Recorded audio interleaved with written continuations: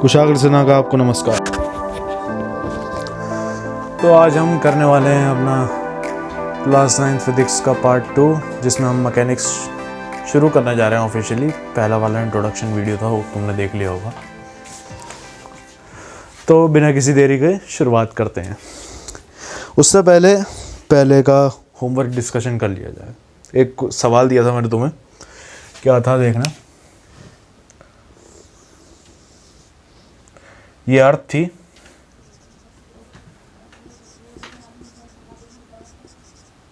इसका रेडियस मैंने तुम्हें बोला था RE, राइट। और इसके अराउंड एक सैटेलाइट घूम रही थी। कितने किलोमीटर ऊपर थी? आई गेस 500 किलोमीटर ऊपर, है ना। ये मान लेते हैं satellite.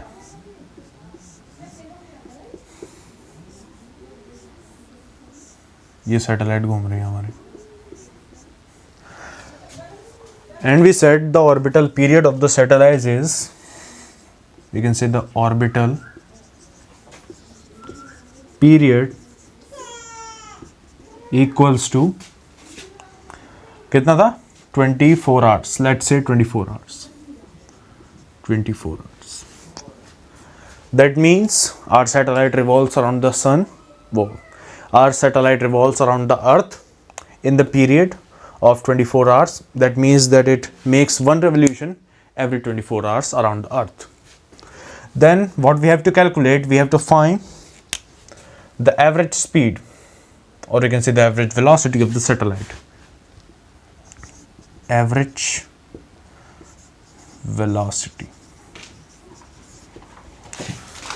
So every time it goes around the earth, the velocity it takes changes its direction. So we will be just considering its magnitude.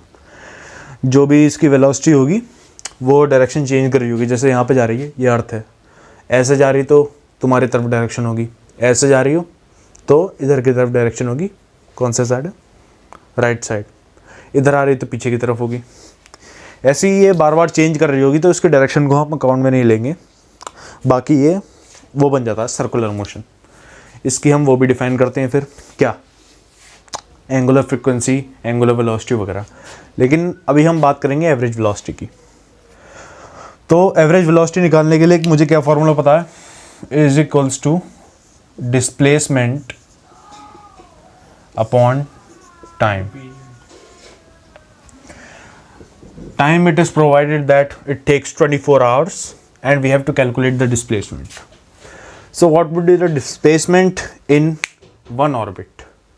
So we can say it goes around like this and we have to take the magnitude of the displacement here in the circular motion. RA हो जाएगा RE plus A, या फिर इसको angular velocity के बजाय angular speed बोल देंगे, क्योंकि फिर डिस्प्लेसमेंट में हमें पंगा आ जाएगा थोड़ा। So we will have to calculate the angular speed.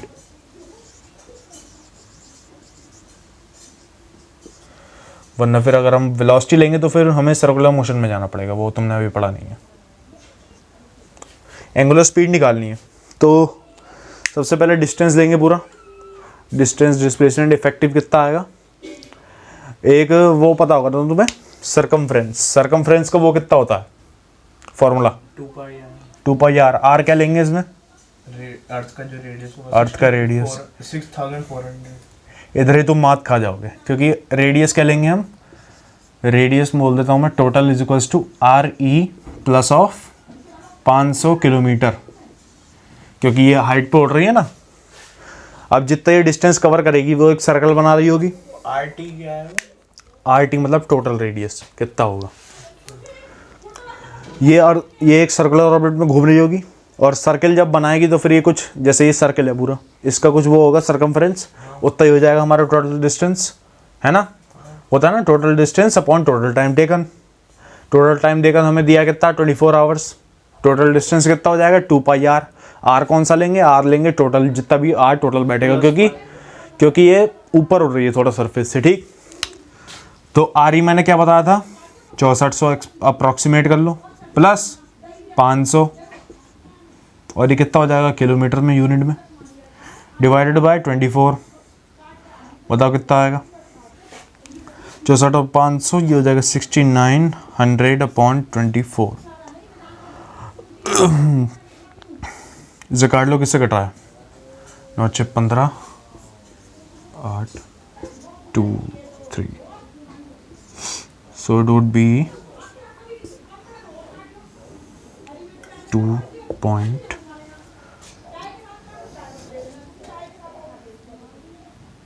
कितना होगा? 2.23 में 16, ये हो जाएगा 3 4 7 2 7.0 2.077, तो जाएगा 8 पॉइंट कितना? कैलकुलेशन नहीं हो रही है, मेरे से भी नहीं हो रही, तुमसे भी नहीं हो रही। हेलो, नहीं, मैं मन में कर दूँ। 70 से छोटा कितना होता है? 8 9 जा इंटू 10⁻², तो ये आ जाएगा 2.09 किलोमीटर। अच्छा, इसको 10⁻² है ना, तो फिर ये दोनों मतलब पॉइंट हट जाएगा इसमें से, किलोमीटर प्रति घंटा, समझे? 209 किलोमीटर प्रति घंटा। अब ये बहुत तेज स्पीड है, यानी कि जो सैटेलाइट चल रही है इसकी एवरेज अगर स्पीड निकालूं मैं, तो फिर ये कितनी चल रही होगी? 209 किलोमीटर प्रति घंटा।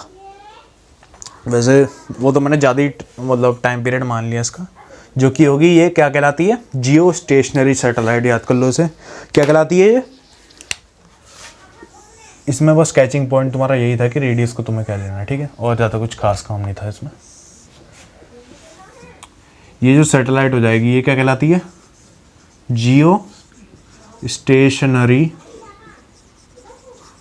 सैटेलाइट। इसका मतलब क्या होता है कि अर्थ जैसे जैसे रिवॉल्व कर रही है, अर्थ जैसे जैसे रिवॉल्व कर रही है, ये कैसी रहेगी? इस पर दिख नहीं रहा है ना, 209 किलोमीटर प्रति घंटा देख लो। नीचे नहीं हो पा रहा है, कोई बात नहीं। तो ये जो जियो स्टेशनरी सैटेलाइट होती है, ये जैसे जैसे अर्थ रिवॉल्व कर रही है, जैसे मैं अर्थ हूँ और मेरे सामने एक सैटेलाइट है, तो जैसे जैसे मैं रिवॉल्व कर रहा हूँ, ये सैटेलाइट भी मेरे साथ रिवॉल्व कर रही है। और अर्थ के रिवॉल्यूशन का टाइम पीरियड कितना होता है? 24 आवर्स। और इस सैटेलाइट का रिवॉल्यूशन का टाइम पीरियड कितना है? 24 आवर्स। मतलब कि ये अर्थ के रिलेशन में, अर्थ के रिलेटिव में कैसी होगी? स्टेशनरी चलेगी। जैसे मेरे सामने कोई भाग रहा है या फिर कुछ कर रहा है, तो फिर अगर वो मेरे साथ साथ ही वो काम कर रहा है, जैसे तुम भाग रहे होगे कहीं पे और तुम्हारी वेलोसिटी से तुम्हारे साइड में एक और बंदा भाग रहा होगा, तो वो तुम्हारे रिस्पेक्ट में रेस्ट में दिखेगा। मतलब कि अगर तुम बाउंड्रीज वगैरह को इग्नोर कर दो तो फिर तुम बता नहीं सकते कि वो भाग रहा है कि मतलब रुका हुआ है। That is called as a stationary observer. ऐसे ही हमने कहा है कि अर्थ पे अगर कोई आदमी खड़ा होगा और इस सैटेलाइट को देखेगा तो उसे लगेगा कि ये रेस्ट में है, क्योंकि वो अर्थ के ऐसे साथ साथ चल रही होगी। ठीक है, आज का कार्यक्रम शुरू करते हैं। चलो,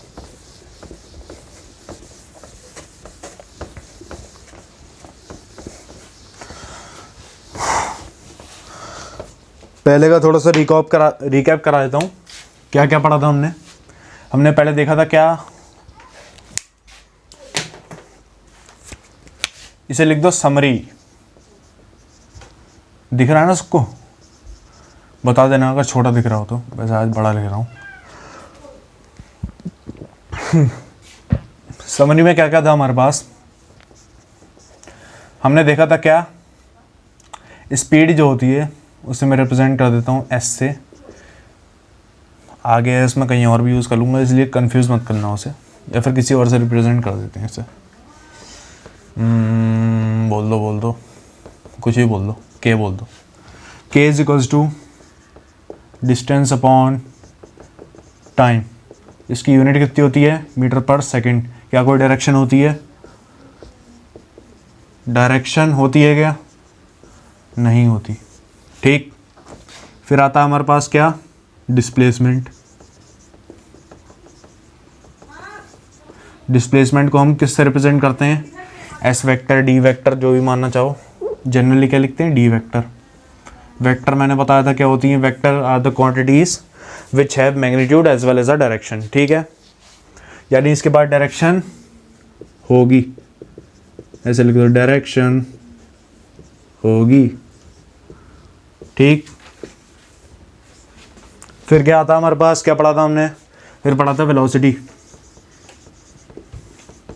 velocity is also a vector quantity, जिससे हम रिप्रेजेंट करते हैं वी वेक्टर से। वेक्टर कैसे बनाते हैं, मान लो कोई ए है और ये मैंने बताया कि ये ए वेक्टर है, तो उसके आगे ऊपर एरो लगा देते हैं, ठीक। चलो, अब वेलोसिटी क्या होती है, वेक्टर क्वांटिटी यानी कि डायरेक्शन होगी। और डिस्प्लेसमेंट क्या होता था, डिस्प्लेसमेंट होता था shortest distance between 2 points, right. और वेलोसिटी का फॉर्मूला क्या होता था हमारा, डिस्प्लेसमेंट अपॉन टाइम, ठीक। अगर मैं बात करूं राउंड ट्रिप की, तो उसमें वेलोसिटी क्या होती थी, 0, ठीक। क्यों, क्योंकि इसमें डिस्प्लेसमेंट क्या होता था, 0। राउंड ट्रिप के लिए क्या होता है, डिस्प्लेसमेंट 0। अरे भाई कोई एक आदमी है ए पे, वो बी पे गया और वापस घूम के आ गया, तो डिस्प्लेसमेंट क्या हुआ, 0। इसलिए उसकी वेलोसिटी क्या हो जाएगी, 0। सर्कुलर मोशन में थोड़ी अलग कहानी होती है। फिर उसके बाद क्या आता है हमारे पास, उसके बाद मैंने बताया था rate of change of velocity, ऐसे याद रखना तुम्हें कहानी में। डिस्प्लेसमेंट था, डिस्प्लेसमेंट का रेट ऑफ चेंज करके मैंने क्या बनाया, वेलोसिटी बनाई। वेलोसिटी का रेट ऑफ चेंज करके बनाऊंगा कि कैसे कैसे टाइम के हिसाब से वेलोसिटी चेंज हो रही है, क्या बनाऊंगा, acceleration. Acceleration it is also a vector quantity, vector quantity, ठीक। इसे हम रिप्रेजेंट करते हैं ए वेक्टर से, ठीक। इसका फॉर्मूला क्या होता है, change of velocity divided by change of time. मैंने बताया था डेल्टा किसको रिप्रेजेंट करता है, चेंज को। और इसको मैं क्या लिख सकता हूँ, अगर मेरी इनिशियल वेलोसिटी क्या थी, यू, और फाइनल क्या थी, वी, चेंज कितना हुआ, v minus U upon T, right. फिर हमने मिसलेनियस वे में क्या ड्राइव किया था, हमने डिराइव किया था क्या, force. What is force, it is a vector quantity. जितनी भी सारी चीज़ें चल रही हैं स्पीड को छोड़ के, वो क्या है, वेक्टर क्वांटिटी है, राइट। अब देखो ये वेक्टर क्वांटिटी बार बार लिखूंगा नहीं मैं, ठीक है ना। ये क्या होता था हमारा, बताओ किसी को याद है, सबसे सेंट्रल फॉर्मूला क्या आता था हमारे पास, एम ए। ये याद रखना हमेशा, force equals M A, mass into mass times, ऐसे बोला करो, मास टाइम्स एक्सेलरेशन, ठीक है। और इसको हम एक और टर्म, मतलब इसकी फंडामेंटल डेफिनेशन क्या होती है, rate of change of momentum, delta M V बटे डेल्टा टी। और ये जितने भी कर रहा हूँ ना मैं डिफाइन, जैसे rate of change of acceleration वगैरह हो गया,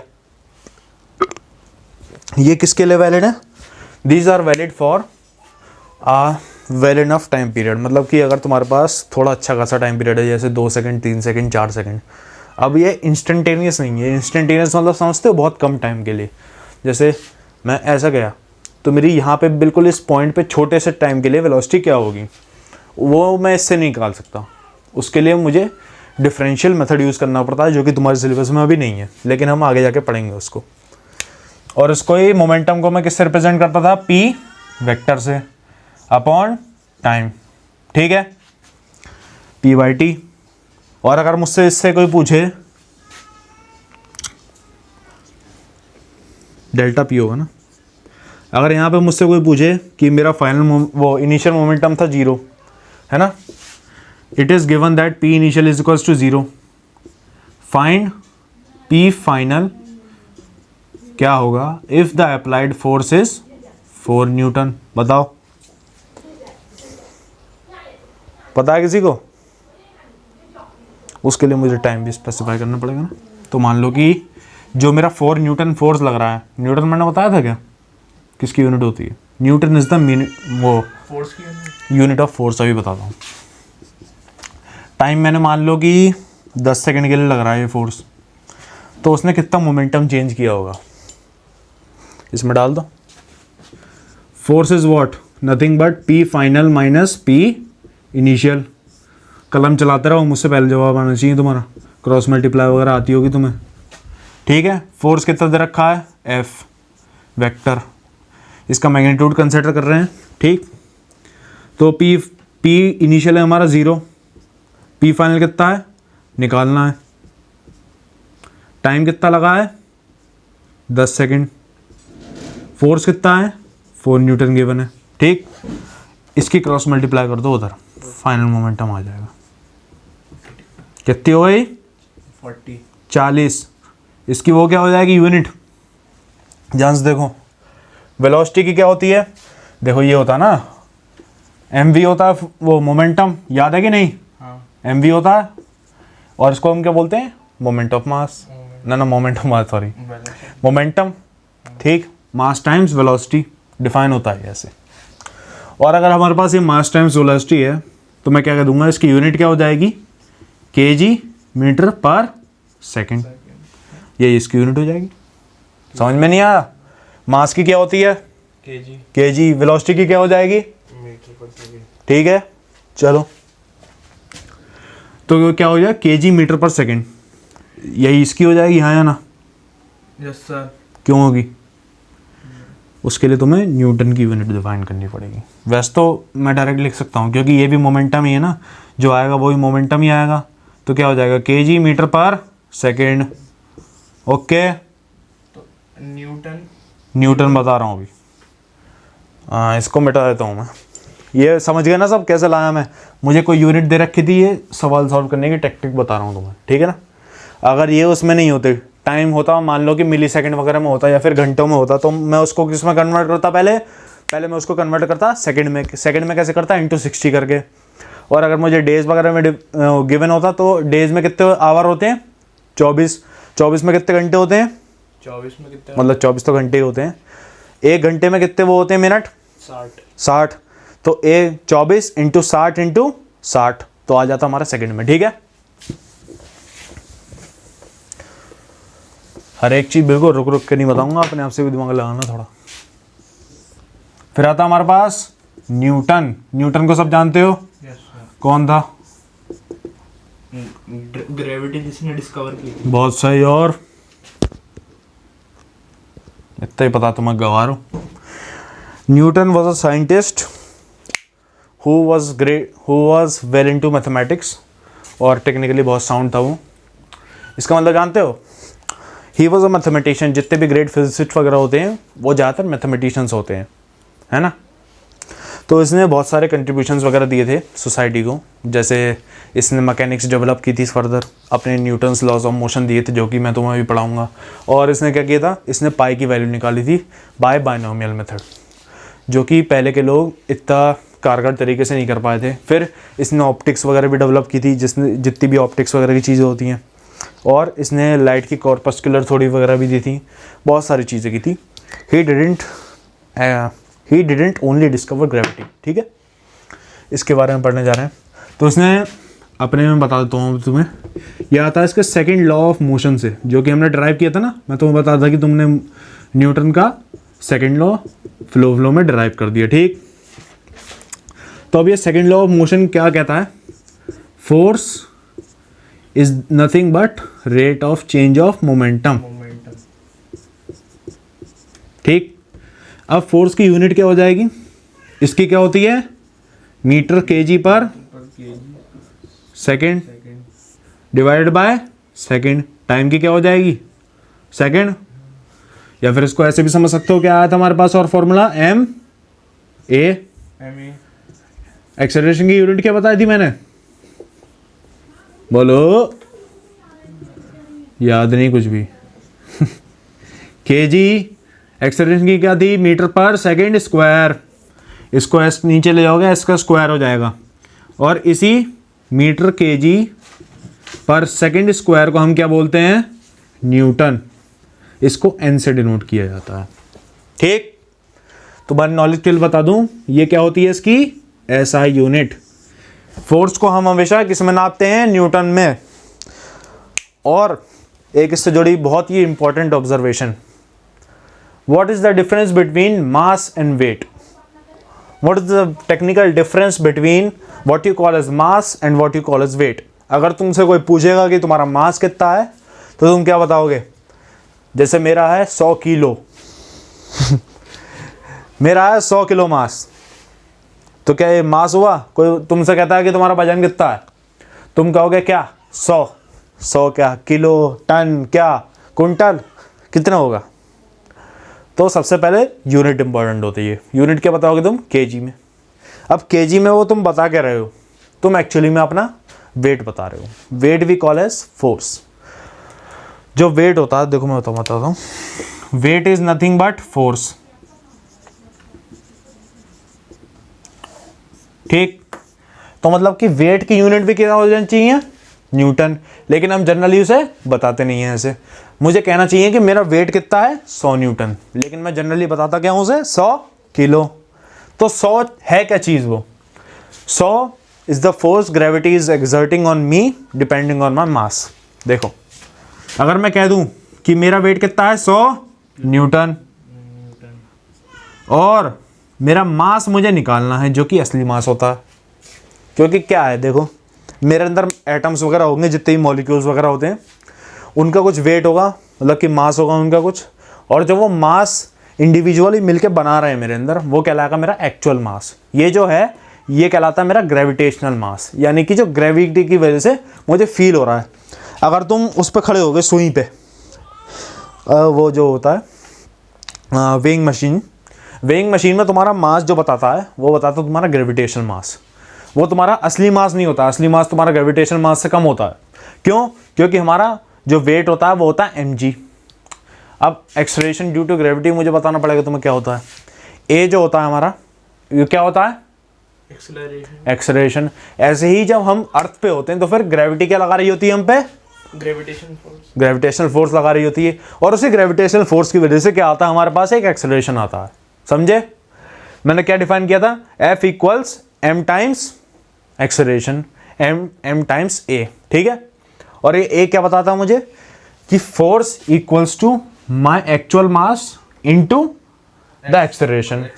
ऐसी जब ग्रेविटी में हम आते हैं, हर ऑब्जेक्ट का अपना एक एक्चुअल मास होता है, और उस एक्चुअल मास के अकॉर्डिंग ग्रेविटी उस पर फोर्स लगाती है।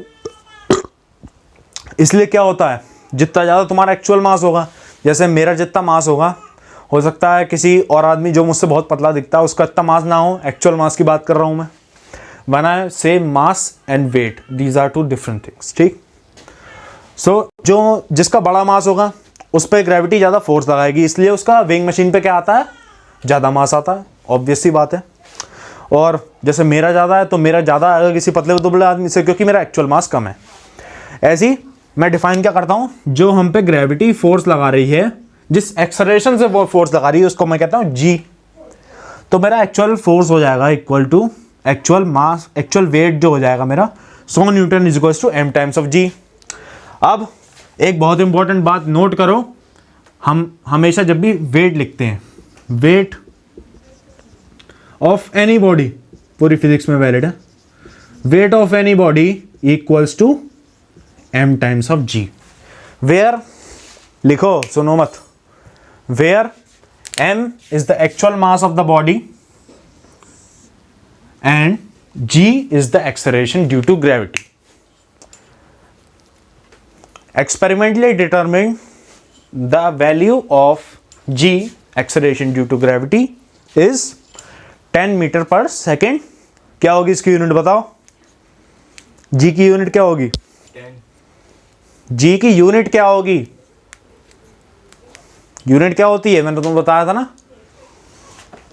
हर फिजिकल क्वांटिटी की एक यूनिट डिफाइंड होती है, जो कि उसका क्या करती है? फिजिकल, मतलब उसको फिजिकली यूनिक बनाती दूसरों से। जैसे मास हो गया, मास की क्या होगी? केजी।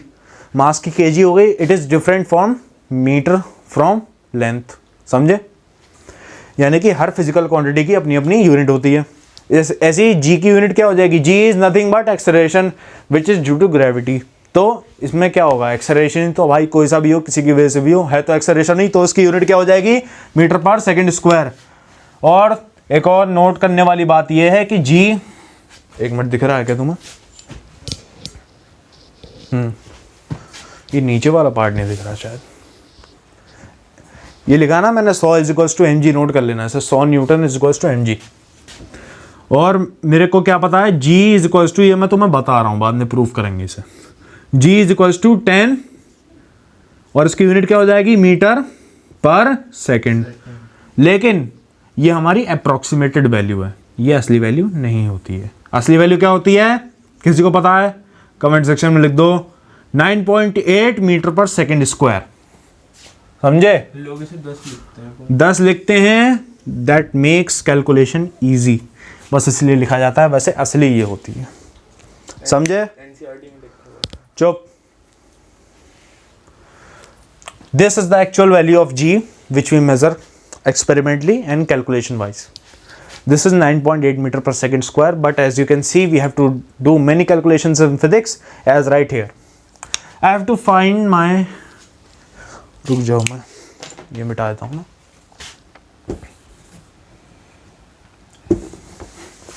लिख लिया था ना तुमने?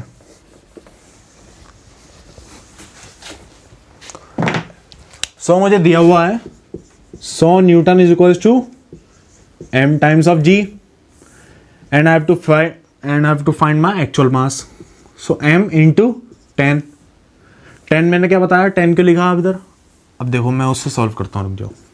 9.8 मीटर पर सेकेंड स्क्वायर, यूनिट बाद में लिख दूंगा, 100 न्यूटन। ठीक, अब देखना मुझे इससे कैलकुलेशन थोड़ी हार्ड पड़ जाएगी।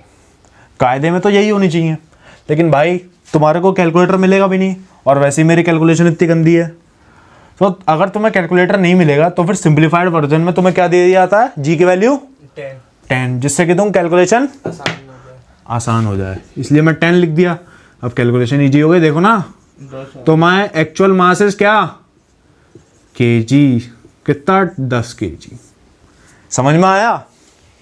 इसका मतलब पता है क्या है, जितना तुम बचपन से नापते आए हो ना अपना मास, जैसे जो अपना वेट नापते हो वेइंग मशीन पे तुम, वो कितना होगा, वो उससे ज़्यादा ही होगा ऑब्वियसली, जो कि तुम्हारा एक्चुअल मास है। ठीक है, तो कंक्लूजन क्या निकल के आता है कि जो हमारा एक्चुअल मास होता है that is always less than our gravitational मास।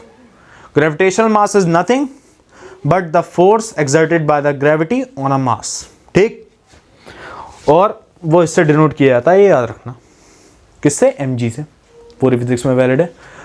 और अब क्या करना है तुम्हें, अब तुम्हें सबको अपना अपना एक्चुअल मास लिखना है कमेंट सेक्शन में। And remember the gravitational mass which we measure on the weighing machine is not exactly same as the gravitational mass वो as the actual mass of our body. ठीक है, इसलिए मेरा वो wait कितना था एक्चुअल, 100 क्विंटल, वो 1 क्विंटल, और इसमें आया क्या, मेरा एक्चुअल मास जो था वो 10 kg आया। होप तुम समझ गए होगे, आगे बढ़ते हैं। समझ में आई फोर्स की कहानी, न्यूटन वगैरह क्या होते हैं? न्यूटन समझ गए ना, न्यूटन किसको कहते हैं? Newton is equals to 1 Newton is equals to mass into gravitation force. Newton unit की बात कर रहा हूं, Newton is equals to metre KG per second square. क्यों? m is equals to M A, M की यूनिट क्या हो जाती है, केजी, ए की यूनिट क्या हो जाती है, मीटर पर सेकेंड, तो न्यूटन की यूनिट क्या हो गई, केजी मीटर पर सेकेंड स्क्वायर। ठीक है, आगे बढ़े, ये समझ में आ गया यहाँ तक पूरी कहानी? ठीक है, हाँ। वीडियो पहले ही बहुत लंबी हो चुकी होगी, धीरे धीरे पढ़ा रहा हूँ क्या मैं? चलो अब शुरू करते हैं हम अपना आगे का खेल। आगे का क्या खेला रहेगा बताता हूँ। आगे का खेला रहेगा हमारा, उससे पहले मैं तुम्हें चाह रहा था कुछ पढ़ाना, लेकिन चलो थोड़ा ही पढ़ाएंगे। बेसिक मैथमेटिक्स की वीडियो तुम्हारे पास आ जाएगी अभी 2-1 दिन में, और उससे पहले मैं तुम्हें थोड़ी नॉलेज दे देता हूँ ग्राफ्स की। किसकी? अब देखो, अब जो हम सेक्शन शुरू करते जा रहे हैं, अभी जो चल रहा था उससे तुम फर्जी सा ही मानो, अब जो चलेगा वो थोड़ा कह सकते हैं कि डाइजेस्ट करने में थोड़ा भारी होगा। ठीक है ना? अब आती है नॉलेज ग्राफ्स की। मुझसे मत पूछना ये क्यों होता, मैथमेटिशियन से डेवलप किया है। ठीक है, उनका जाके दिमाग खाना, बस इसे याद कर लो मेरी क्लास में। ये जो मैं बना रहा हूँ इन्हें क्या कहते हैं? X axis Y axis. कौन सा होता है एक्स एक्सिस? ये होता है एक्स एक्सिस, ये होता है वर्टिकल वाई एक्सिस है सर, हाँ ठीक, ये होता है वाई एक्सिस। अब मैं इस पे कोई भी लाइन खींच दे रहा हूँ, let it be any random line which I will denote as, इसको कुछ पॉइंट कर देते हैं, this would be 0, C, C is nothing but the Y coordinate, ठीक। और क्या? The equation of a line is represented by y equals mx plus of c, ये याद कर लो। शक्ल क्या देख रहा है मेरी? याद कर से, मैंने बोला ना मुझसे मत पूछना कुछ भी मैथमेटिशियन से बनाइए, उनका जाके दिमाग खाओ। तुम्हें पता ना ग्राफ क्या होते हैं? इतने गवार हो तो भाई मैं नहीं समझा सकता जब बेसिक मैथमेटिक्स की वीडियो आएगी उसके बाद देख लेना ये वाला वीडियो, क्योंकि इस वीडियो में उसकी ज़रूरत पड़ने वाली है। अब देखना ग्राफ्स क्या होते हैं हमारे पास। Graphs are basically some set of lines और some set of curves which represent us the data in the graphical form. जैसे मैं कह दूँ, वैसे अभी मैं तुम्हें इसका एप्लीकेशन भी दिखाऊंगा कि ये कैसे काम करते हैं। ग्राफ जो होते हैं वो हमें दिखाते हैं कि एक क्वांटिटी दूसरे क्वांटिटी के हिसाब से कैसे चेंज हो रही है, समझे? और इसका तुम आइडिया ऐसे भी लगा सकते हो, जैसे हमने निकाली सब वेलोसिटी वगैरह की चीज़ें, है ना। तो वेलोसिटी हमारे पास क्या होती थी? डिस्टेंस अपॉन टाइम, है ना। चेंज इन, या फिर ये भी कह सकते हो velocity is equals to displacement upon time, या फिर rate of change of displacement, ठीक है। तो वो हमें क्या बताती थी? किसी चीज़ का रेट कैसे चेंज हो रहा है, और उसको हम एक तो मैथमेटिकली करते हैं, वो तुमने देख लिया अभी फॉर्मूला वाइज, और एक हम करते हैं ग्राफिकली। ग्राफिकली किससे क्या होता है कि हमारे पास एक अच्छा इंट्यूशन आ जाता है किसी भी चीज़ को लेकर कि वो चीज़ फ्यूचर में कैसे इवॉल्व करने वाली है, ठीक। अब इसकी थोड़ी वो बताता हूँ मैं तुम्हें टेक्निकलिटीज़। ये जो पॉइंट होता है इसको हम क्या बोलते हैं? ऑरिजिन। लिख लो, इसको बोलते हैं हम ऑरिजिन। और ये तो तुम जानते ही हो, इसको क्या कहते हैं? Y axis. इसको एक्स एक्सिस जो हॉरिजॉन्टल में होता है उसको क्या कहते हैं? X axis. और इसके अलावा ये 4 क्वाड्रेंट्स में डिवाइडेड होता है। 2D प्लेन की बात कर रहा हूँ मैं, लिख दो फॉर, वरना कोई होशियार बच्चा आएगा फिर कहेगा कि z कोऑर्डिनेट कहाँ गया, उसकी अभी हम बात नहीं कर रहे, तुम बेहोश हो जाओगे। फॉर 2D प्लेन, ठीक है। जैसे कोई भी प्लेन ले लो, पेपर ले लो तुम, पेपर क्या हो गया? 2D हो गया, क्योंकि उस पर कौन कौन से डायमेंशन है? एक लेंथ है, एक ब्रेड्थ है, तो क्या होगी? 2D, समझे? उसमें कोई हाइट वगैरह की बात नहीं करते हैं हम पेपर में। तो फिर ये भी क्या हो गया? मैंने इसे बोर्ड पे बनाया, देखो बोर्ड के प्लेन पे है ना। अब बोर्ड के प्लेन पे है तो क्या हो गया ये? 2D plane. 2D प्लेन में हम कहाँ कहाँ पे जा सकते हैं? इधर जा सकते हैं, इधर जा सकते हैं, इधर इधर, है ना। कोई डायगोनल जाएगा, लेकिन कोऑर्डिनेट कहाँ पे चेंज हो रहे होंगे? कोऑर्डिनेट मतलब जानते हो ना क्या होता है? उसका रास्ता। रास्ता नहीं, जब भी हम कोई ग्राफ बनाते हैं उस पर कोई भी पॉइंट लेते हैं, जैसे मैं इस लाइन पे कोई भी पॉइंट लूँ, लोकेशन उसकी, लोकेशन कह सकते हो। अब जो ये लोकेशन होगी ये एक्स और वाई एक्सिस के हिसाब पे कुछ होगी, जहाँ भी हमने एक्सिस लिया है ओरिजिन का, है ना। तो एक्स एक्सिस पे जो हम पॉइंट कहते हैं उसे मान लो x1 और एक है x2। समझ में नहीं आ रहा? पढ़ लो इसे, मैं कुछ नहीं कर सकता। मैथ है, पढ़ो। हमने ही पढ़ी थी, तुम भी पढ़ो। इसको कह लो y1, इसकी परछाई ले लो दोनों एक्सिस पे। देखो समझाने की कोशिश करता हूँ, ये पॉइंट है, मैं इधर से टॉर्च मार रहा हूँ। अब इसकी परछाई कहाँ पे जाके रुकेगी? y एक्सिस पे कहीं, जहाँ पे मैंने लिया। अब y एक्सिस पे जहाँ पे रुक रही है, बस उसको मैंने क्या बोल दिया? पॉइंट y1 बोल दिया। देखा होगा ना तुमने कि जहाँ पे कुछ चल रहे होते हैं, जैसे क्रिकेट स्कोर्स वगैरह होते हैं, तो फिर उस पर रन यहाँ पे दिखाए जाते हैं और फिर यहाँ पे दिखाते हैं बॉल्स वगैरह जितने भी ओवर होते हैं। मैं देखता नहीं हूँ, तो तुमने देखा होगा कि उसके हर एक पे पॉइंट लगे होते हैं कि इधर इतना, इधर इतना, इधर इतना, है ना। तो उस हिसाब से ये है कि इसका एक पॉइंट आ गया y एक्सिस पे और इसका एक पॉइंट आ गया x एक्सिस पे, अगर मैंने ऊपर से मारी। तो ये याद रखना रिप्रेजेंटेशन, इसको मैं कैसे डिनोट करता हूँ? इसको बोलते हैं जनरल रिप्रेजेंटेशन। जो होती है पहले लिखा जाता है x, फिर लिखा जाता है y, ठीक। पहले लिखा जाएगा x कोऑर्डिनेट, क्या हो जाएगा? x1। फिर लिखा जाएगा y कोऑर्डिनेट, क्या हो जाएगा? y2। वो y1 1 ही लिया ना हमने, x1 y1। ठीक, अगर मैं बोलूं किसी से कि रामलाल, ओ रामलाल चल इस पॉइंट के कोऑर्डिनेट बता, ये y एक्सिस पे कितनी परछाई बना रहा है, y2, तो उसके कोऑर्डिनेट क्या हो जाएंगे जल्दी बताओ। y2 comma x2। गलत, x2 y2, मैंने क्या बोला, पहले x लिखा जाता है फिर y लिखा जाता है। इसी हिसाब से इसके क्या होते हैं, नेगेटिव एक्सिस होते हैं। क्या होते हैं, नेगेटिव एक्सिस। इसको क्या देते हैं, -y, इसको क्या देते हैं, -x, क्योंकि कोई भी इंटीजर वैल्यू कैसे एग्जिस्ट कर सकती है, इंटीजर का मतलब यही होता है कि एक पॉजिटिव में एक नेगेटिव में, नेगेटिव पॉजिटिव दोनों होते हैं इंटीग्रल्स, है ना। तो इंटीग्रल वैल्यूज क्या हो सकती हैं, अब ये -x एक्सिस में भी जा सकता है, राइट। तो अगर मुझे कोई इधर पॉइंट लेना होगा, देखना इधर, मैं उसे कह दूंगा कोई वैल्यू ले लें, चलो ले लेते हैं -1, ठीक।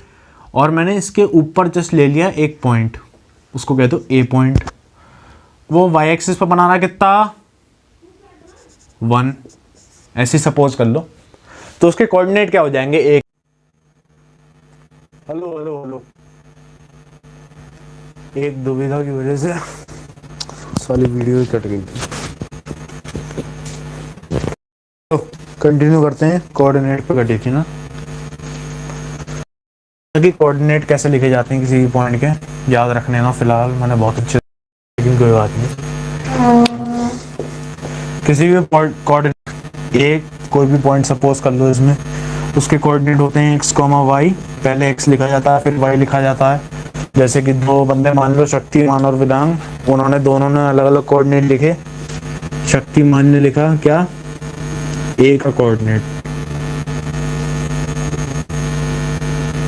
a का कोऑर्डिनेट शक्तिमान ने क्या लिखा, कुछ भी मान लो, जैसे मान लो कि a मैं यहाँ पे पॉइंट ले रहा हूँ और y एक्सिस पे कितना बना रहा है वो परछाई,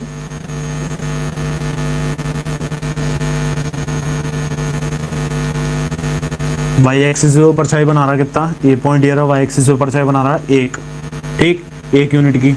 और ये x एक्सिस पे कितनी बना रहा है, -x में, है ना, क्योंकि ये -x एक्सिस में आ गया, ठीक है।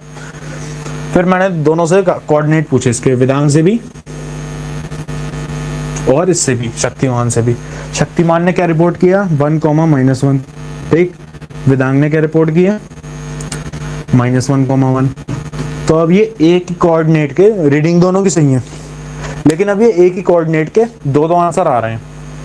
तो ऐसा कैसे हो सकता है कि भाई साहब एक ही चीज के दो आंसर आए। मान लो कोई साइंटिस्ट के पास लेके गया, तो उसमें शक्तिमान का मानेगा कुछ और, उसका मानेगा कुछ और, पूरी फिजिक्स पलट जाएगी, है ना। तो मैंने क्या किया, मैंने शक्तिमान को 14 फरवरी कर दिया और फिर वेदांग को रख लिया। इसलिए पहले x वाला फिर y वाला, बोलो पहले x वाला फिर y वाला, लिख लो अपनी कॉपी में, भूल जाओगे।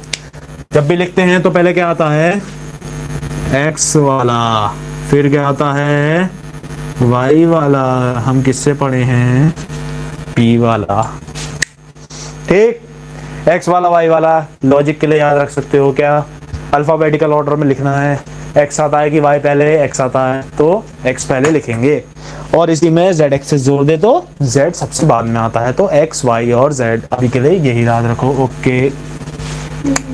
आगे मैं तुम्हें बता रहा था इक्वेशन ऑफ अ लाइन के बारे में। Equation of a line is equals to y equals to mx plus c, mx, तो x की वैल्यू 0 पुट करो, यानी कि ओरिजिन पे आ गए, y की वैल्यू बचेगी, y की वैल्यू किस पे कट कर रहा है, ओरिजिन के ऊपर जहां पे कट करे y एक्सिस पे, उसे कहते हैं c। इसे और क्या कहते हैं, c, वो c is equals to y intercept. फिर कोई पूछेगा बेटा c क्या होता है, बेटा होता तो बहुत कुछ है, लेकिन यहाँ पे क्या है, y इंटरसेप्ट, ठीक है, समझ में आ गया, लिख लो c is equals to y intercept, ठीक। तो अब इस c का सिग्निफिकेंस क्या होता है कि ओरिजिन के ऊपर लाइन कहां से कट कर रही है, y एक्सिस के। आगे दूसरी टर्म आती है इसमें क्या, m, y मैंने तुम्हें समझा दिया था ना क्या होता है, y is equal to a function, और x क्या होता है, x वो वैल्यू होती है जिसको डाल के वो आंसर आएगा। c is always a constant, वो पहले से दिया रहता है या फिर हमें निकालना होता है किसी इक्वेशन के द्वारा, ठीक। फिर होता है m is equal to slope of the line. Slope of the line में तुम्हें समझाता हूँ, जैसे ये लाइन जा रही है कोई, ठीक, लाइन गई है, आया ना। अब लाइन को थीटा एंगल बना रही है, किससे, पॉजिटिव एक्स एक्सिस से, समझना। लिख लो, वर्ड्स में लिखो, slope of the line is always measured from inclination of the line, लिख लो, by inclination of the line from X axis, from positive X axis, जैसा लिखो, फ्रॉम पॉजिटिव एक्स एक्सिस। अब मैं कहूं कि ये कोई लाइन थी मेरे पास, देखो इधर, मैं कहूं ये कोई लाइन थी, तो इसकी स्लोप क्या हो जाएगी, कुछ बच्चे जवाब देंगे ये, कुछ बच्चे जवाब देंगे ये, तो ये वाले तो सही होंगे लेकिन ये वाले गलत हो जाएंगे, ठीक है, क्योंकि पॉजिटिव एक्स एक्सिस से लेना हमेशा। लाइन क्या एंगल बना रही है पॉजिटिव एक्स एक्सिस से, उसी को कहते हैं स्लोप। अभी ये पढ़ने में फालतू का लग रहा होगा, फिर जब मैं इसे यूज करूंगा ना फिर तुम्हारी मौत आ जाएगी। Slope of the line is nothing but inclination with positive X axis, समझे। इसका यूज क्या होगा, कोई चीज का दर कितना बढ़ रहा है उसे निकालने में ये आएगी। कम दर से बढ़ रही है तो कम स्लोप होगी, ज्यादा दर से बढ़ रही है तो ज्यादा स्लोप होगी, समझे। जिसका एंगल जितना ज्यादा स्लोप उतनी ज्यादा, लेकिन अगर 90 के पार चला गया तो कम हो जाएगी स्लोप, ठीक है, समझ गए, बढ़िया। और इसका अब एक फॉर्मूला सुन लो, वैसे तो मैं तुम्हें ट्रिग्नोमेट्री बाद में बताऊंगा, बेसिक मैथमेटिक्स वगैरह में कुछ जो भी बताएगा, उसमें स्लोप अभी लिख लो, डरना मत। m इज इक्वल टू कितना, लिख लो इसे, पूछना मत क्या होता है, tan थीटा। इसलिए कहते हैं ट्रिग्नोमेट्री वगैरह इंपॉर्टेंट है, जो कि तुम्हें बेसिक मैथमेटिक्स में सिखाई जाएगी, बेसिक वाली सिखाएंगे, ज्यादा हो नहीं, ठीक है। m is equal to tan theta, इसके बारे में तुम्हें बाद में बताऊंगा, अभी इसको रहने दो, लिख लेना, समझे। अब तुम सोचोगे थीटा कहां पे आता है, थीटा वहां पे यूज होता है क्योंकि वो क्या होता है, tan थीटा, ठीक। अभी इस पे गौर करो, m इज इक्वल टू change in y upon change in x। देखो इधर मैंने कोई भी पॉइंट ले लिया, कहां से कहां तक, ये थोड़ा मलबा हो गया ना, ठीक। मैंने कोई पॉइंट ले लिया a, b और c, ये क्या है, ट्रायंगल बनना है ना, in triangle a b c, है ना। Yes sir. Slope of the line is equal to m is equal to कितना होता है, change in y upon change in x। Change in y कितना होता है, Y. कितना चेंज हुआ, देखो मेरे साथ निकालना सीखो, यहां से यहां तक का चेंज निकालना है, a टू b तक का। अब मैंने क्या बोला था, ऊपर से परछाई लोगे कहां पे आएगी, ऊपर से परछाई लोगी तो कहां आएगी, a की परछाई आएगी इस पे, b की परछाई आएगी इस पे, इसको मैंने बोल दिया क्या, x1, इसको मैंने बोल दिया क्या, x2, समझे। तो ये x1 x2 जो होंगे, अब इनमें चेंज कितना आएगा, मतलब कि इनके बीच की डिस्टेंस है ना, इनके बीच का चेंज क्या हो जाएगा, x2 माइनस x1, समझे। इधर से उधर जाने में कितना चेंज हो रहा है, x2 माइनस x1, इसे याद कर लो, कुछ नहीं समझ आ रहा तो शक्ल मत बनाओ ऐसी, बैंगन जैसी शक्ल मत बना, ऐसे याद कर, ठीक। Change in y upon change in x, रट लो इसे, कुछ नहीं समझ रहा तो। y2 माइनस y1 क्या होता है, चेंज होता है, किसी भी चीज का चेंज ऐसे डिफाइन किया जाता है, जैसे तुमने डिस्टेंस सोचा होगा ना, मैं बोलता हूँ यहां से एक यहां तक गया, फिर इसी पॉइंट से एक बंदा यहां तक गया, मैं इनके बीच की डिस्टेंस पूछी तो क्या हो जाएगी, इन दोनों का डिस्टेंस। मैं बोल देता हूँ कि ये ट्रेवल कितना किया, x1 डिस्टेंस तक, ये ट्रेवल किया x2 डिस्टेंस तक। अब मैं पूछ रहा हूँ कि ये वाला a पॉइंट b पॉइंट से कितना पीछे है, तुम क्या बोलोगे, x2 माइनस x1, बस वही यहाँ पे किया है। किसी भी चीज का चेंज या फिर उनके बीच की डिस्टेंस निकालनी होती है। चेंज क्या होता है, बीच में कितना डिस्टेंस है, कि पहले जो पॉइंट था, इनिशियल पॉइंट को देखो, फाइनल पॉइंट जो है, उनके बीच का पहले पॉइंट का परछाई किस पे आ रहा था, x1 पे, दूसरा आ रहा था, चेंज कितना हुआ, परछाई का चेंज, पहले परछाई आ रहा था, अब कहाँ पे परछाई आ रहा है, x2 पे, x2 माइनस x1, बस वही यहाँ पे किया है।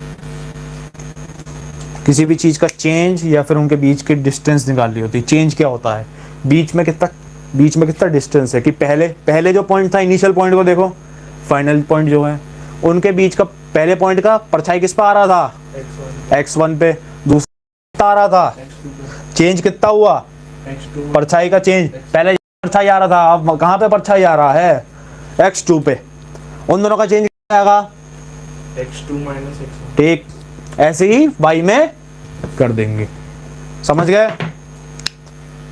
बेहोश मत हो ना, लगे रहो मेरे साथ। जब भी मैं किसी चीज का चेंज पूछूं तो ऐसे निकालना है स्लोप के लिए, ठीक है? इतने ग्राफ की बहुत होगी, आगे बढ़ते हैं इक्वेशन ऑफ मोशन से। तुम लग रहा होगा क्या फालतू की चीज बता रहा हूं, अभी देखना कैसे यूज होगी। कुछ लोग अब तक गैस कर चुके होंगे कहाँ पे मैं यूज कर रखा, वो कहाँ पे मैं इसे यूज करने वाला हूँ। ठीक, पहला लिखो, जल्दी जल्दी लिखो, स्पीड बढ़ानी पड़ेगी यार। Equations of motion. मोशन क्या होता है, व्हाट इज मोशन, बोलो, व्हाट इज मोशन, हाँ बोलिए, what is motion, what is motion. जब भी कोई पॉइंट एक्स एक्सिस में, एक्स एक्सिस मतलब समझते हो, अभी के लिए एक्स एक्सिस हम बोलेंगे डिस्टेंस वगैरह जितने भी चल रहा है, ठीक है। अगर कोई ऑब्जेक्ट, मैकेनिक्स की बात कर रहे हैं, अगर कोई ऑब्जेक्ट अपनी पोजीशन टाइम के साथ चेंज कर रहा है तो उसे क्या बोलेंगे, मोशन बोलेंगे। और क्या सर्कुलर मोशन में जाके ये चीज वैलिड नहीं होती है, क्योंकि ऐसा भी हो सकता है, मैं लट्टू को घुमाता हूँ ना, लट्टू समझते हो, लट्टू, ठीक है, हाँ सर। लट्टू समझते हो, अगर मैं लट्टू को घुमाता हूँ तो क्या उसमें मोशन हो रहा है, तुम कहोगे हैं हाँ। अब मैं कहूँगा कि क्या वो अपनी पोजीशन चेंज कर रहा है, कुछ नमूने बोलेंगे कि नहीं, मतलब हाँ। लेकिन देखना कि अगर लड्डू एक फिक्स जगह पे घूम रहा है तो वो पोजीशन नहीं चेंज करते हुए भी घूम रहा है, उसको बोलते हैं सर्कुलर मोशन, वो अलग चीज होती है, ठीक है। लेकिन अभी के लिए हम मोशन के डेफिनेशन क्या कहेंगे, लिख लो, मैं हर चीज लिखूंगा नहीं कभी डिक्टेशन करवा रहे हो मेरे से, देखो इसे, when an object change its position with respect to time is described as motion in normal mechanics।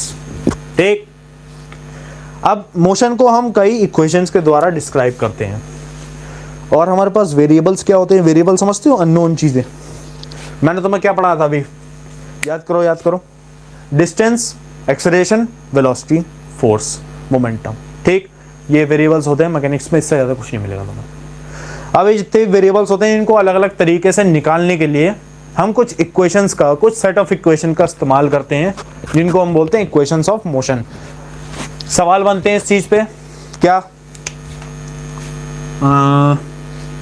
अगर ये कोई कार है, ये v वेलोसिटी से चल रही है, ठीक, तुमने इसे किसी F4 से धक्का दिया, एक्सेलरेशन लगाया, तो कुछ t सेकेंड्स बाद वो कितनी वेलोसिटी अचीव कर चुका होगा, ये मान लो u, ये मान लो v, इसने कितना डिस्टेंस ट्रेवल किया होगा, उसे मान लो s। ऐसी चीजें पूछी जाती है, मजाक थोड़ी कर रहा हूं मैं समझे कैसे कैसे क्वेश्चन बन सकते हैं। तुम्हें ये चीज दी जाएगी, ये चीज दी जाएगी, ये चीज पूछी जाएगी, कुछ भी बना देंगे भाई साहब, बस तुम्हें अपना दिमाग खोल के चलना है, राइट है, समझ गए। सीखना चाहते हो, लग तो नहीं रहा सालू शकल देख के, बैंगन जैसी शकल है तेरी, घर में पड़े रहते हो। चलो कोई नहीं, हमारा काम तुम्हें मार्गदर्शन देना है ना। शुरू करें, आओ। पहले मैं तुम्हें फॉर्मूलाज लिखवाऊंगा, उसके बाद अपन उन्हें ड्राइव करेंगे।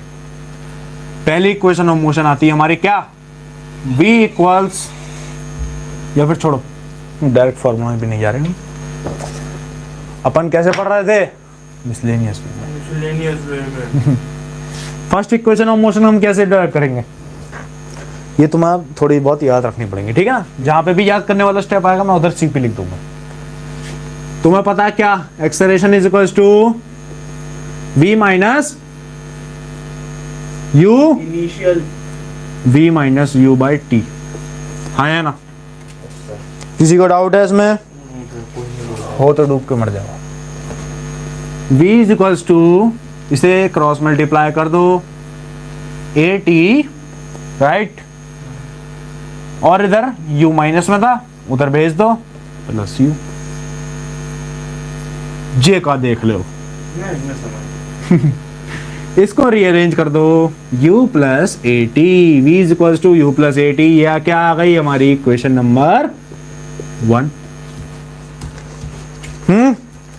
समझे? अब ये क्या था हमारा मेथड 1, ठीक है।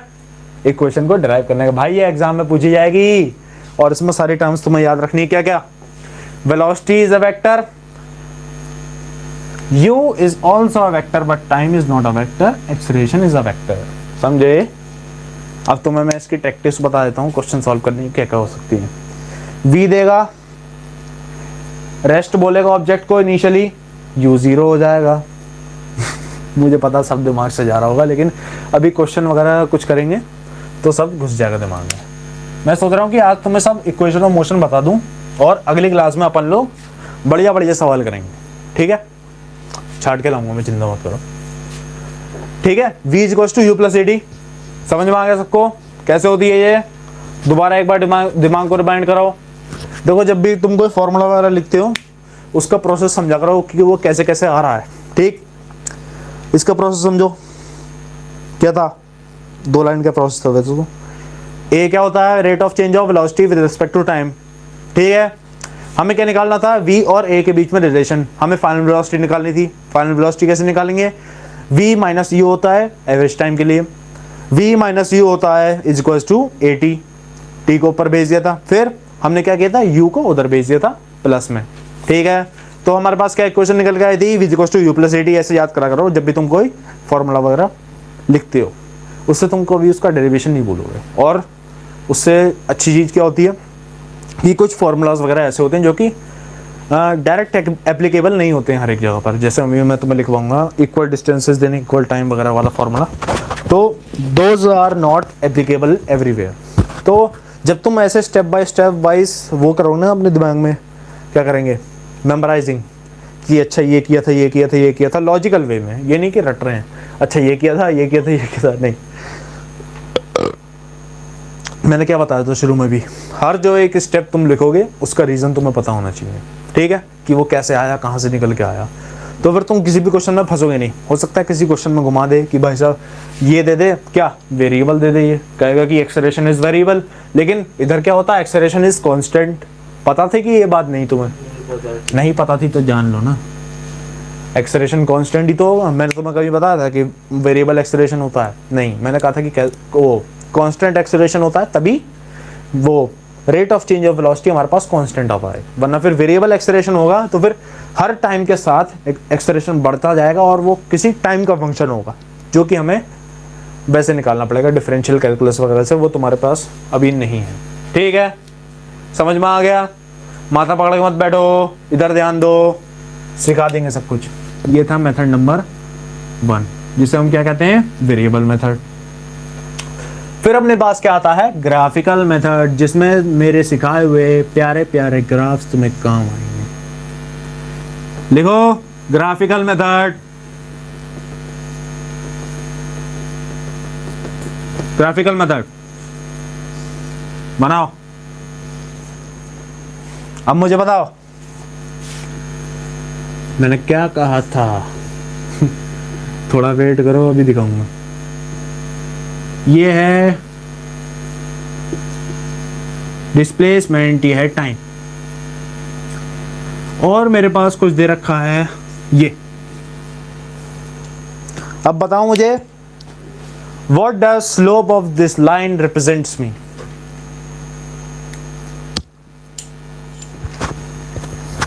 क्यों आया कुछ समझ आया? देखो हर एक चीज का फिजिकल सिग्निफिकेंस समझो। अब ये ग्राफ हमें क्या बता रहा है? किसी भी प्रोसेस सीखो प्रोसेस।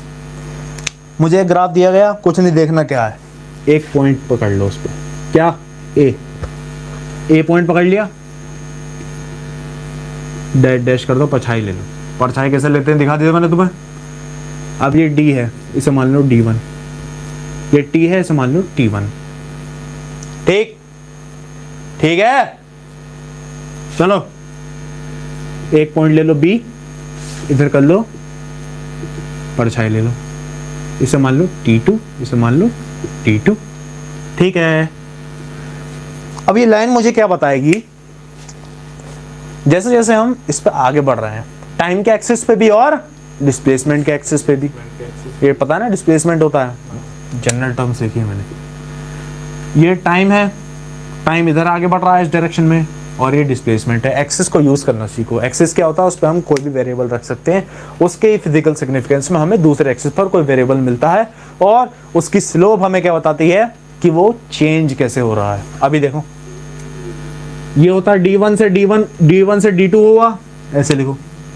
ये हुआ क्या? A से B हुआ D2 तक, राइट। और टाइम के रेस्पेक्ट में क्या चेंज हुआ? T1 से T2 हुआ। तो हमें ये बता क्या रहा है, जरा गौर से समझो। How is displacement of these points are changing with respect to time? हाँ या ना?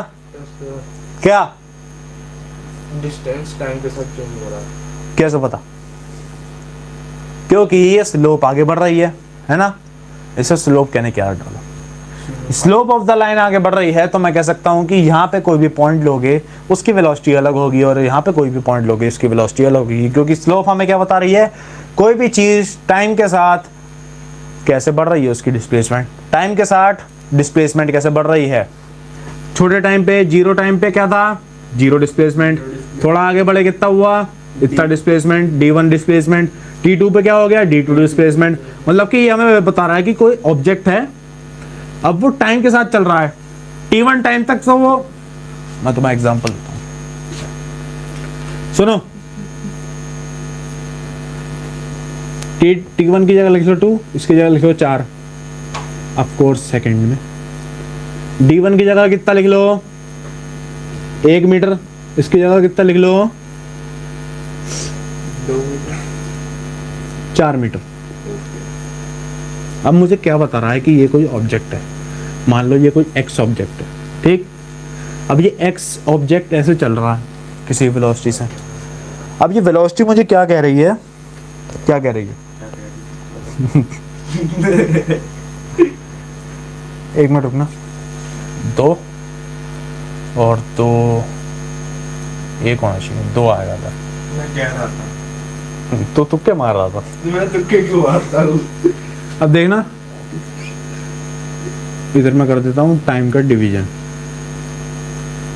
1 सेकेंड, 2 सेकेंड, 3 सेकेंड, 4 सेकेंड। अब मैं तुम्हें ये बता रहा था कैरेक्टरिस्टिक ऑफ ग्राफ। जब भी कोई ग्राफ लीनियर हो, लीनियर मतलब जानते हो? 180 नहीं, 1 पॉइंट। अभी बताऊंगा, छोड़ो उसे। एक्स जो है, एक्स ऑब्जेक्ट, वो टाइम के हिसाब से कैसे चल रहा है। अब एक्स ऑब्जेक्ट है, किसी v वेलोसिटी से चल रहा होगा, let's call this velocity as v, ठीक है। अब जो ये v वेलोसिटी होगी इसकी, वो हर टाइम के साथ उसकी क्या हो रही होगी? चेंज नहीं हो रही होगी। मैं तुम्हें सिखाना चाह रहा हूँ, अभी तुम रुक जाओ। चेंज क्या हो रहा होगा? डिस्प्लेसमेंट। इसे 0 मान लो, 0 पोजीशन। हाँ, अब ये जैसे जैसे आगे बढ़ रहा है, क्या इसका इनिशियल पोजीशन से डिस्प्लेसमेंट चेंज हो रहा है या ना? इसको मान लो 0 को मान लो 0। इसका डिस्प्लेसमेंट इस डायरेक्शन में चेंज हो रहा है ना? पहले इस ग्राफ के हिसाब से देखो, 1 सेकंड में पहुंचा इधर, इसका हाफ हुआ होगा डिस्प्लेसमेंट, हाफ टाइम में ये हो गया 0.5 मीटर। 2 सेकंड में पहुंचा 1 मीटर, इस पे पहुंचा 1.5। 2 मीटर। 4 सेकंड में कितना हुआ? 2 मीटर। अब बस ये सोचो कि तुम हर एक ऑब्जेक्ट के लिए मतलब, और मैकेनिक्स पे जाओगे तो भाई साहब बहुत सारे ऑब्जेक्ट मिल जाएंगे तुम्हें, और हर एक का ये सब करते रहोगे क्या? नहीं, दिमाग खराब हो जाएगा। दिमाग खराब होगा ना। अब समझे ग्राफ क्यों जरूरी है? क्योंकि ग्राफ हमें इटसेल्फ ये बता देता कि इस वर्जन को सिंप्लीफाई कर देता है, बस और कुछ काम नहीं होता। देखो मैथमेटिक्स और फिजिक्स में यही खेला जाता है। दोनों भाई बहन। मैथमेटिक्स की बात कर रहा हूँ। Mathematics is just a way to manipulate and simplify things. समझे? ये प्रॉब्लम थी हमारे पास हर एक का अलग अलग लिख रहे हैं, अलग अलग लिख रहे हैं। जो हमें पता है कि भाई साहब अगर वेलोसिटी कांस्टेंट है तो हर इक्वल टाइम इंटरवल में इक्वल डिस्टेंस कवर करेगा। और यहाँ पे कितनी कर रहा है कोई बताओ? पता कितनी कर रहा है? इक्वल डिस्टेंसेस में इक्वल डिस्प्लेसमेंट कवर करेगा, तो वेलोसिटी क्या हो जाएगी? कांस्टेंट हो जाएगी। कांस्टेंट डिस्प्लेसमेंट नहीं, हर एक सेकंड में 0.5 मीटर्स कवर कर रहा है। ये ग्राफ से समझ सकते हैं। 2 सेकंड हुए 1 मीटर, और 2 सेकंड पीछे 2 सेकंड पे पहुंच, वो 2 मीटर पे पहुंच गया। अब इसका बस यूनिटरी मेथड लगा लो। अब मानो मैं इसका एक ट्रायंगल बना देता हूँ, ठीक? अब इसमें स्लोप क्या हो जाएगी? इसको सी पॉइंट मान लो। In triangle A B and C, slope of the graph is equals to, क्या बताया था मैंने? चेंज कितना हो रहा है? अब समझ में आएगा तुम्हें चेंज क्या कर रहा था मैं। बताओ इसमें चेंज कितना हो रहा है? 2 से 4 पे जा रहे हैं, कितने का चेंज है? 2 सेकंड का चेंज है। चलो जल्दी लिखो। 2 से 4। 2 सेकंड का नहीं है। हाँ, इधर कितने का चेंज है वाई एक्सिस पे? y एक्सिस पे कितने 1 मीटर, ठीक? समझ गए? अब बताओ ये कितना हो गया? 0.5 मीटर पर सेकंड। इससे भी तो आ रहा है भाई, यही तो ब्यूटी है फिजिक्स की। समझे? अब ये स्लोप हुई क्या? जरा ध्यान से देख के बताओ, घूरो इसे, और क्या हुई स्लोप? व्हाट डज, ये एग्जाम में पूछा जाएगा तुमसे, डायरेक्ट क्वेश्चन पूछ रहा हूं मैं। What does the slope of the graph represent in D versus T graph, या फिर डिस्प्लेसमेंट टाइम ग्राफ ऐसे बोलते हैं एग्जाम में। लिख लो इसे भाई, मैं लैंग्वेज बोल रहा हूं, इसका मतलब ये नहीं कि तुम सुनोगे इसे। लिख लो। What does the slope of the displacement time graph represents, तो उसका आंसर क्या आ जाएगा? वेलोसिटी। यूनिट देखो, समझे? और इंट्यूटिव वे में भी समझ सकते हो। क्या? डिस्टेंस के साथ, वो टाइम के साथ डिस्टेंस या डिस्प्लेसमेंट, मेरे मुंह से गलती से डिस्टेंस निकल जाएगा, लेकिन डिस्प्लेसमेंट मानना तुम जहां भी हो, अपने हिसाब से चलना, गलत वे में नहीं। डिस्टेंस के साथ भाई क्या हो रहा है? क्या हो रहा है? यो थप्पड़ मारो। टाइम के साथ डिस्प्लेसमेंट कैसे चेंज हो रही है? इसको क्या बोलते थे? Rate of change of displacement with respect to time.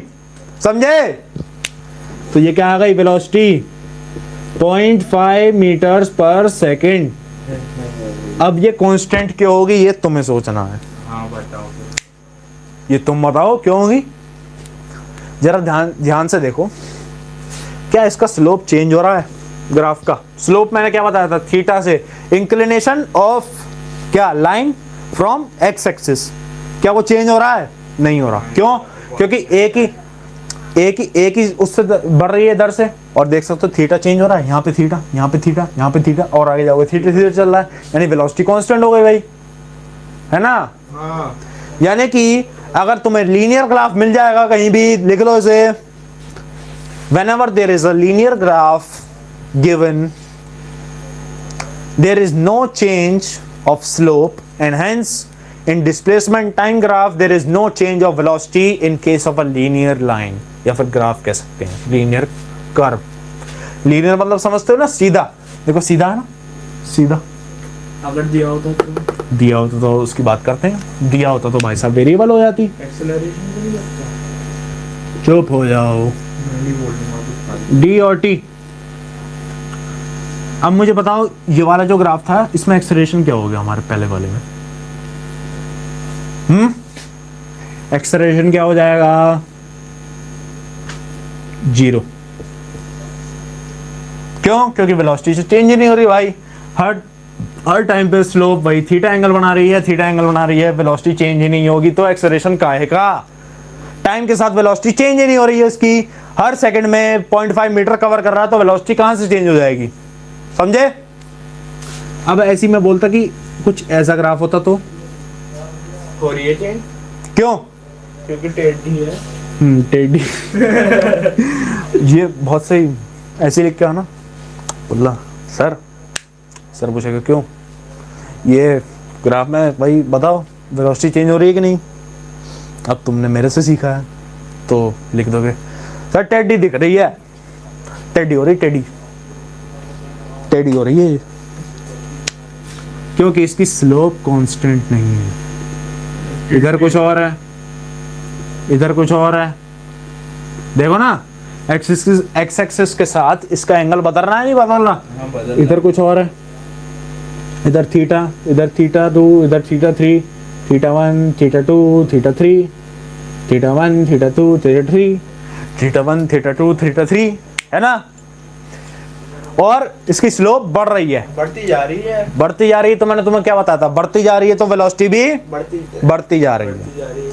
और इंट्यूटिव वे में से कैसे समझ सकते हैं, बोलो? एक्सेलरेशन बढ़ रहा है, एक्सेलरेशन बढ़ रहा है ऑफ कोर्स, एंड वेलोसिटी भी बढ़ रहा है।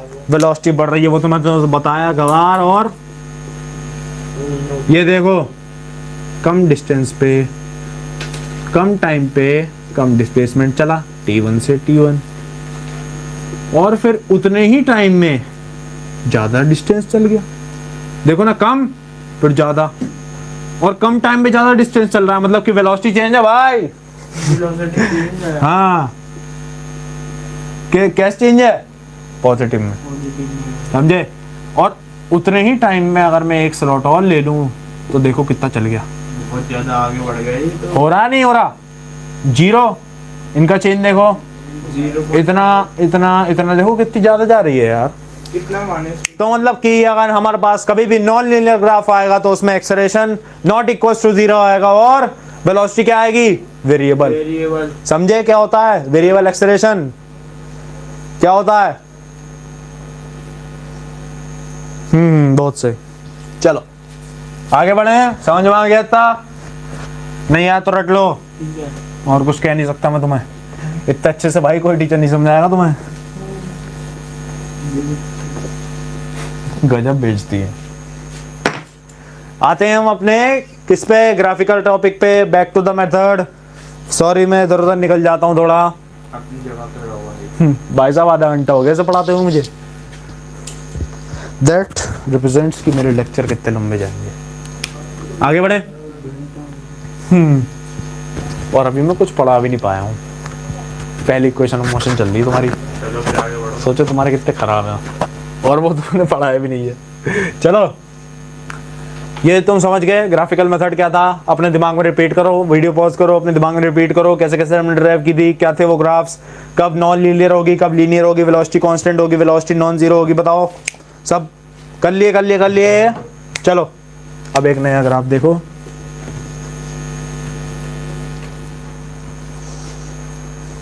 कौन सा ग्राफ दिखा रहे हो? ये गलत बात, ये तो कहीं से शुरू ही नहीं हो गया। ये दुख काहे खत्म नहीं होता है वे, कहीं से शुरू नहीं हो रहा है। हो तो रहा। मैंने क्या बताया था? ये क्या हो गया, इसे उस एक्सिस की तरह रिप्रेजेंट करो। याद करो वो दिन जब मैंने तुम्हें ये एक्सिस पढ़ाया था और तुमने पचा के पाव पाव कर दिया था। क्या? वाई एक्स इंटरसेप्ट है, सुन रहे? Intercept, theta angle, slope, y equals to M X plus of C. क्या था ये? c क्या था? y इंटरसेप्ट, और ये क्या है? y intercept. इसका मतलब क्या हुआ? आमतौर पे ऑब्जेक्ट रेस्ट से स्टार्ट होता है, लेकिन ऐसा जरूरी नहीं है। क्यों भाई साहब? मान लो कोई ऑब्जेक्ट पहले से चल के तो वो आ रहा है ना, जो तो वो पहले जो बनाया था मैंने वो एक्स वाला, वो तो 0 से स्टार्ट होता था रेस्ट से, है ना। लेकिन ये क्या था? ये पहले से चलता हुआ आ रहा है, अपन को चलना है ना। क्या हुआ? अपना ऑब्जेक्ट पहले से ही u वेलोसिटी से चलते हुआ आ रहा है, that's it's physical significance.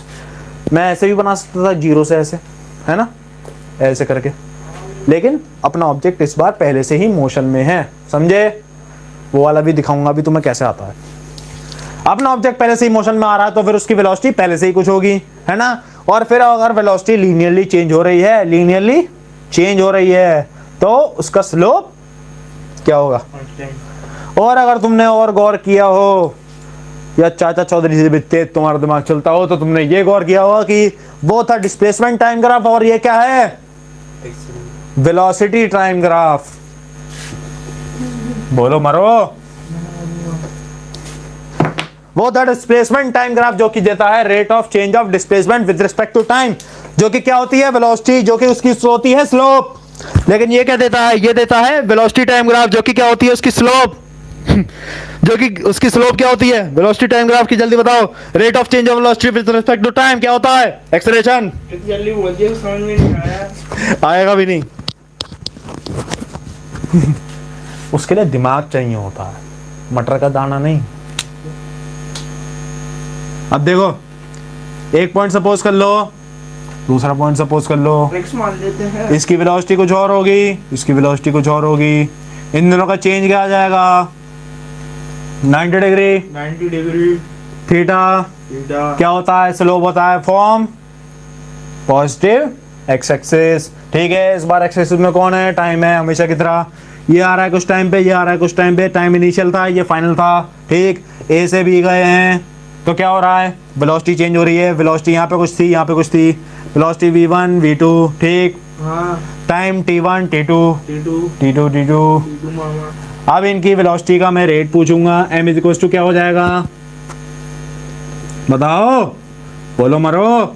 T2 नहीं T1 t1 ना, final minus initial. t2 minus t1 upon, मतलब अरे ये ऊपर। कर दिया। मैं यही बोल रहा था पहले ही। ऊपर क्या आएगा? ऊपर आएगा V1 नहीं V2 minus V1। v2 minus v1। और अगर मैं जनरलाइज फॉर्मेट में बोलूं, अगर मैंने यहाँ पे लिया होता ये, तो ये क्या आ जाता? v, कोई किसी भी पॉइंट में मान लो v है, इसकी नहीं वो फाइनल वेलोसिटी थी u, तो मैं इसे क्या बोल सकता हूँ? v माइनस u अपॉन, जो कि क्या होता है? एक्सेलरेशन। मैं तो कह रहा था इसका मतलब m is equal to a है, समझे? गंगाधारी शक्तिमान है, समझे? बोलो बोलो मरो। m इज नॉट मास। भाई क्या कर रहे हो यार? m मास नहीं है प्रभु, m मास नहीं है, m स्लोप होती है। ठीक, हाँ ठीक है। क्या होता है? m को मिटा दो, दो बच्चे बेहोश। काम जिंदा। इसकी जगह लिख दीजिए स्लोप। ठीक, समझे क्या होता है? वेलोसिटी टाइम ग्राफ का स्लोप क्या होता है? बताओ, वेलोसिटी टाइम ग्राफ का स्लोप क्या होता है?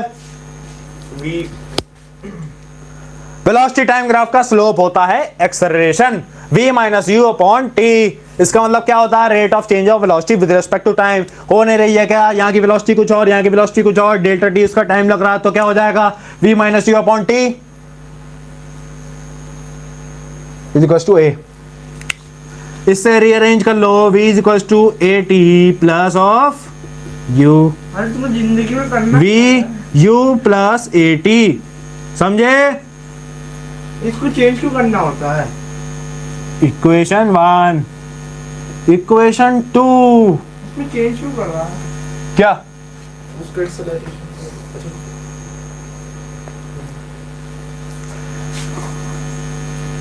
Hence comparing quantities. comparing बहुत मजा आता है मुझे लिखने में। comparing equation 1 and equation 2। भाई साहब बोर्ड में ऐसी में लिखा हूं मैं। Equation 2 we get variably we get by variable method and graphical method, जो भी हो लिख लेना, ठीक है? v equals u plus of at। अब तो मैंने सबको समझा दिया है, इसके बाहर कुछ नहीं। भाई साहब कमर दर्द वही बुढ़ापा आ गया, कल बैक मारूंगा। समझ गए क्या होता है? समझ में आया? वेलोसिटी टाइम ग्राफ क्या होती है? इसकी स्लोप क्या होती है? बोलो।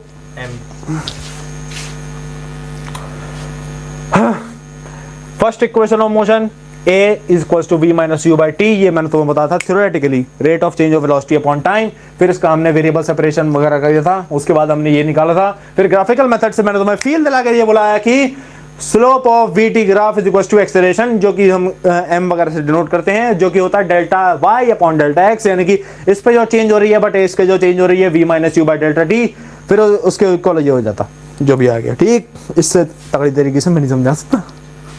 ठीक है, समझ में आया? वरना रट लो, किसी काम का नहीं। आ गया, मिटा दे। चलो, अब फाइनली आधे घंटे बाद हम शुरू करने जा रहे हैं अपनी क्वेश्चन नंबर 2। तुम्हारी बदौलत, मेरा क्या, मैं तो 2 मिनट में निकाल वो पचा के पॉपो कर दूंगा ऐसे, समझे? सीख लो। मुझे एक टीचर दिखा देना जो ऐसे पढ़ाता हो। ठीक है, आगे चलें। जरा हम जल ग्रहण कर लें, इससे तुम भी स्नान करके आ जाओ। दिमाग में जो कीड़ा है ना उसे फेंक दो। दिमाग में मटर का दाना है, हिलता ही नहीं है, है ना? रिकॉल करो, रिकॉल।